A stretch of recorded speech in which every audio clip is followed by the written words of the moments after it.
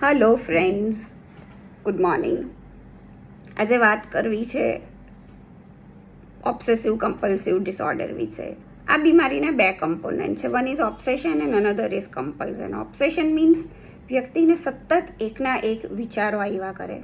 આ વિચારો કોઈ પણ પ્રકારના હોઈ શકે, સાફ સફાઈને લગતા, ચેકિંગને લગતા, પછી સેક્સ્યુઅલ કન્ટેન્ટને લગતા, ભગવાનને લગતા, રિલેટિવને કંઈક થઈ જશે એને લગતા, હું મારું શરીર ગંદુ થઈ ગયું છે, મારા હાથ ગંદા થઈ ગયા છે એને લગતા, અથવા તો મને અહીંયા કંઈક ડાઘો છે અને એ જતો નથી, એને લગતા હોઈ શકે છે.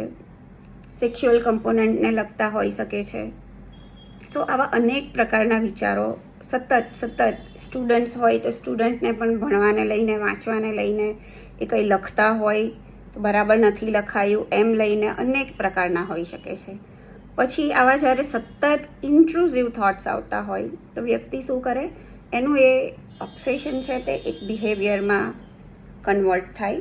That is a compulsive behaviour કે જે આજુબાજુવાળા જોઈ શકે કે ઓકે, આ વ્યક્તિ સતત એનો સમય ક્યાં હાથ ધોવામાં જાય છે, સાફ સફાઈમાં જાય છે, એને નાહતા જરૂર કરતાં વધારે વાર લાગે છે, ટોયલેટમાં કલાકો લાગી જાય છે પણ એ બહાર નથી આવી શકતા, રેડી થતાં કલાકો નીકળી જાય છે, સતત પોતાના કપડાં લોન્ડ્રીમાં આપ્યા કરે, ક્રીઝ પડી ગઈ હોય તો પાછા લોન્ડ્રીમાં આપે.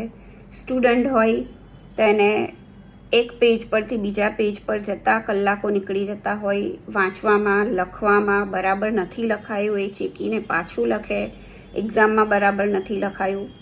ભગવાન સામે જુએ તો એવું લાગે કે કંઈક સેક્સ્યુઅલ એક્ટિવિટી છે, કે આ પોતે સેક્સ્યુઅલ એક્ટિવિટીમાં ઇન્વોલ્વ થાય છે, એવા વિચારો આવે તો એ સતત માફી માંગ્યા કરે, ભગવાનની માફી માંગે, પોતાના રિલેટિવ્સની માફી માંગે, દરવાજો લોક છે કે નહીં, ગેસ બંધ છે કે નહીં, ચાવી કાઢી છે કે નહીં, તિજોરીને લોક માર્યું છે કે નહીં, પોતે કિચનમાં બધું બરાબર અરેન્જ કર્યું છે કે નહીં, પોતાનો વોર્ડરોબ અરેન્જ છે કે નહીં. એટલે દિવસનો મોટા ભાગનો એમનો સમય આ બધી વસ્તુઓમાં જ જતો રહે.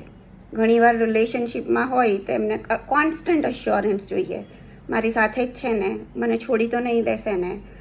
સામેવાળા વ્યક્તિને ચેક કર્યા કરે, લોકેશન ચેક કર્યા કરે, ક્યાં એને સતત કોલ કર્યા કરે કે મેસેજીસ કર્યા કરવા, આવા અનેક પ્રકારના ઓબ્સેશન એન્ડ કમ્પલ્સન વ્યક્તિઓમાં જોવા મળતા હોય છે. આ દરેક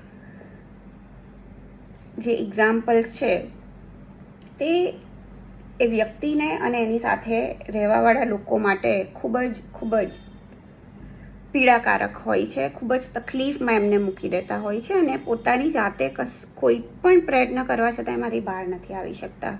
તો એમને જરૂર છે આપના સાથની, એક યોગ્ય સાયકિયાટ્રિસ્ટની અને સાયકોલોજીસ્ટની કે જે આમાંથી બહાર આવવામાં એમને હેલ્પ કરી શકે. બટ માનસિક બીમારીની સારવાર શક્ય છે, ઇલાજ શક્ય છે. સો do go to your doctor, check it out.